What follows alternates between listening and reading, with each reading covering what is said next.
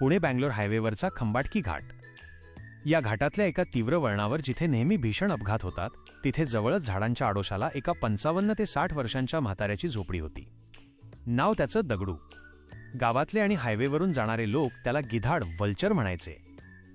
कारण जेव्हा जेव्हा त्या वळणावर अपघात व्हायचा, गाड्या दरीत कोसळायच्या किंवा पलटी व्हायच्या, तेव्हा हा दगडू सर्वात आधी तिथे धावून जायचा. तो रक्ताच्या थारोळ्यात पडलेल्या लोकांच्या खिशात हात घालायचा, त्यांचे मोबाईल आणि पाकिट काढायचा आणि कोणाला काहीही न सांगता, मदतीला न थांबता तिथून आपल्या झोपडीत पळून जायचा. पोलीस यायचे, बॉडी न्यायचे, पण नातेवाईक तक्रार करायचे बॉडी तर मिळाली, पण यांच्या गळ्यातली चेन नाहीये, मोबाईल नाहीये. नक्कीच त्या गिधाड दगडूने चोरले असणार. पोलिसांनी दगडूला अनेकदा पकडलं, मारलं. ए म्हातारा, लोकांच्या मुडद्यावरच लोणी खातोस का? मेल्यावर तरी सोड त्यांना. पण दगडू कधीच काही बोलला नाही. तो मार खायचा, पण चोरी कबूल करत नसायचा आणि पुराव्याअभावी सुटायचा. समाजाच्या नजरेत तो एक नीच आणि मुडदे चोरणारा माणूस होता. एक पावसाळी रात्र. रात्रीचे 2 वाजले होते. घाटात दाट धुके होते. एक इनोव्हा कार सुसाट वेगाने आली आणि वळण न दिसल्याने ती थेट 50 फूट खाली दरीत कोसळली. गाडीचा चक्काचूर झाला. त्या गाडीत इन्स्पेक्टर साळवी यांचा 24 वर्षांचा एकुलता एक मुलगा रोहन आणि त्याचे मित्र होते. रोहन ड्रायव्हिंग सीटवर होता.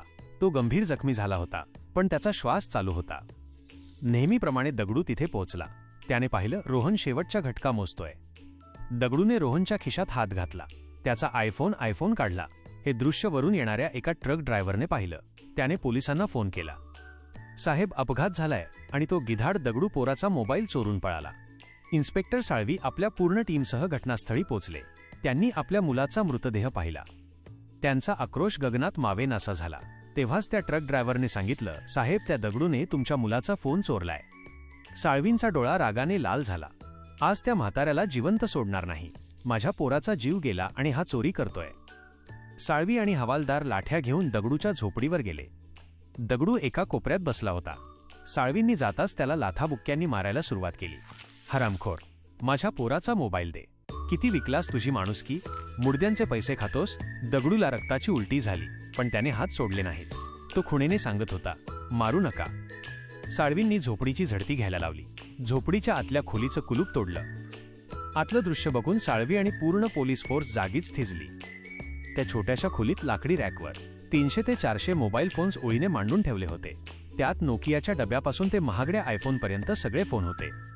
आणि महत्त्वाचं म्हणजे त्यातील बहुतेक फोन्स चार्जिंग लावलेले होते. भिंतीवर जागोजागी इलेक्ट्रिक बोर्ड आणि प्लग होते. जर दगडू चोर असता तर त्याने हे फोन विकले असते.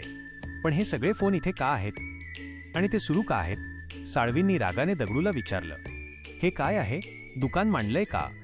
तेवढ्यात कोपऱ्यातून दगडूची 10 वर्षांची नात रडत पुढे आली. ती साळवींच्या पाया पडली आणि म्हणाली, साहेब, माझ्या आजोबांना मारू नका. ते चोर नाहीत हो. साळवी ओरडले, मग हे फोन कशाला जमा केलेत? ती मुलगी रडत म्हणाली, साहेब, 10 वर्षांपूर्वी माझ्या बाबांचा याच वळणावर अपघात झाला होता. ते तडफडत होते. त्यांना शेवटचं आईशी बोलायचं होतं, पण आजोबांकडे फोन नव्हता आणि बाबांचा फोन लॉक होता. बाबा तडफडून वारले, पण त्यांना शेवटचा निरोप घरच्यांना देता आला नाही. त्या दिवशी आजोबांनी शपथ घेतली होती, जेव्हा कधी अपघात होतो आजोबा धावत जातात. ते पैसे किंवा दागिने नाही चोरत साहेब. ते फक्त मोबाईल शोधतात. ते मोबाईल घेऊन पळतात, कारण तिथे रेंज नसते. ते झोपडीत आणतात आणि जर तो माणूस जिवंत असेल तर त्याला घरच्यांशी बोलवून देतात. आणि जर तो माणूस मरत असेल आणि त्याला बोलता येत नसेल तर आजोबा त्याचा फोन घेऊन त्याच्या तोंडाशी धरतात आणि त्याचं शेवटचं बोलणं व्हॉइस रेकॉर्ड करतात. हे बघा, या 300 फोन्समध्ये 300 लोकांचे शेवटचे शब्द आहेत. आजोबा हे फोन विकत नाहीत. ते रोज हे फोन चार्ज करतात. का माहीत आहे? कारण त्यांना आशा आहे की कधीतरी त्या मेलेल्या माणसांचे नातेवाईक फोन करतील. तेव्हा आजोबा त्यांना सांगू शकतील की तुमच्या माणसाने जाताना तुमची आठवण काढली होती. साहेब, ते गिधाड नाहीत. ते लोकांचे शेवटचे निरोप सांभाळून ठेवतात. हे ऐकून इन्स्पेक्टर साळवी सुन्न झाले. त्यांच्या हातातली काठी गळून पडली. त्यांनी थरथरत्या हाताने त्या रॅकवर ठेवलेला आपल्या मुलाचा, रोहनचा आयफोन उचलला. तो फोन रेकॉर्डिंग मोडवर होता.